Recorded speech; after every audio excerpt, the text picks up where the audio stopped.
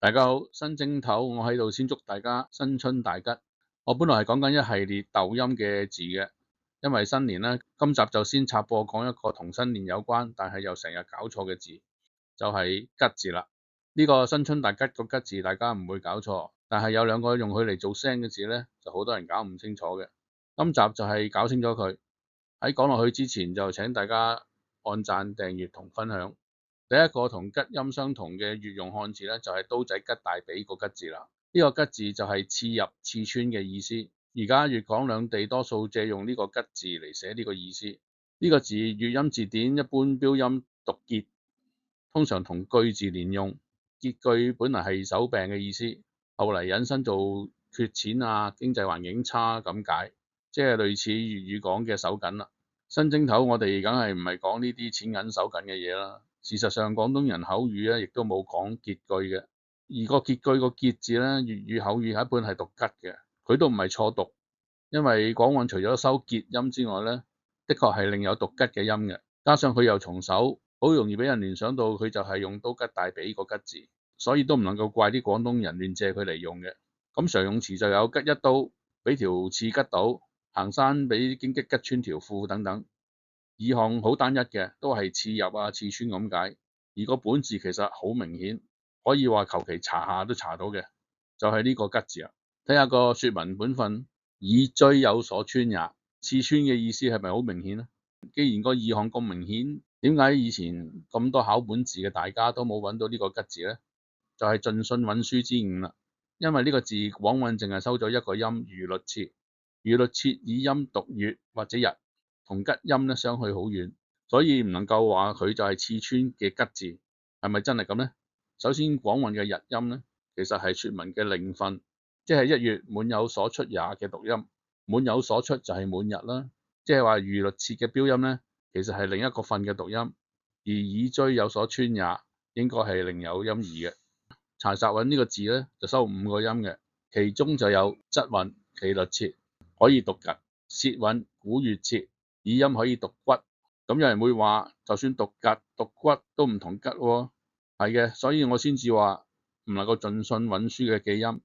當個音有啲偏差，但係個意項就完全吻合你所求嘅字，咁就可以反過嚟以義正音，因為義傳同咧。個音同揾書有小別，我哋基本上可以肯定讀吉先係我哋個方言嘅白讀正音。揾書唔係為方言寫嘅，冇必須追求100%個讀音要同揾書一樣嘅。不過咁講，又俾啲淨係捧住本揾書當語音聖經嘅所謂學者非議㗎啦。咁我唯有用同音假借嚟整多兩嘢啦。睇下西漢楊雄嘅《太原經》入邊有句叫吉吉黃黃嘅説話。吉黃喺句中嘅意思咧係富麗堂皇、色彩豔麗咁解嘅。咁說文本分明明話個吉字係以錐有所穿嘅意思，點解突然間又有色麗堂皇嘅意思呢？咁可以肯定個義係借翻嚟嘅。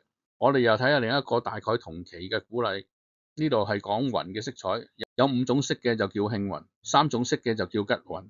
呢個吉字亦都唔係用佢個以錐有所穿嘅本義，咁佢都係個假借字。假借嚟代替邊個字呢？都好明顯啦啩。個字既然同慶字對舉，自然係滿堂吉慶個吉字啦。換言之，呢個吉字同呢個吉字古時本來係同音嘅，仲係唔信？睇埋權威嘅漢語大字典有關吉雲嘅記載。呢度雖然同董仲舒嘅吉雲爭咗啲顏色，只係流傳有啲偏差，其實係同物。吉雲係個屬詞，董仲舒嘅吉雲就係國憲嘅吉雲。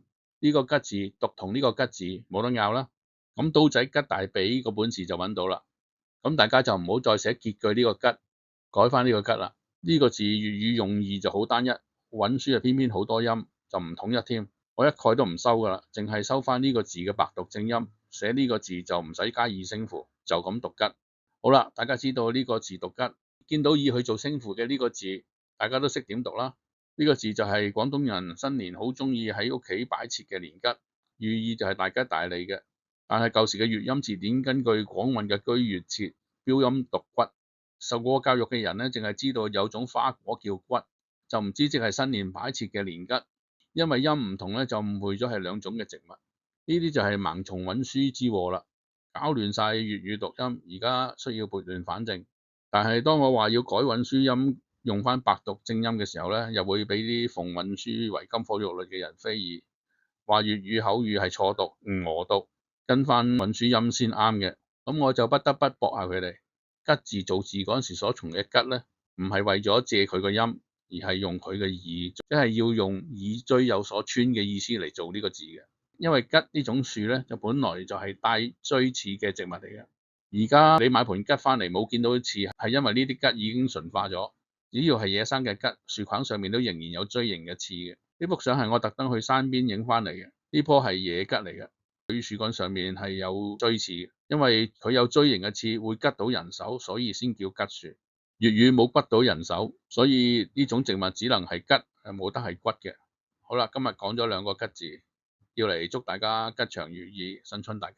下一集講返鬥字系列，就係過年放假大家唞咗好耐個唞字，敬請留意，拜拜。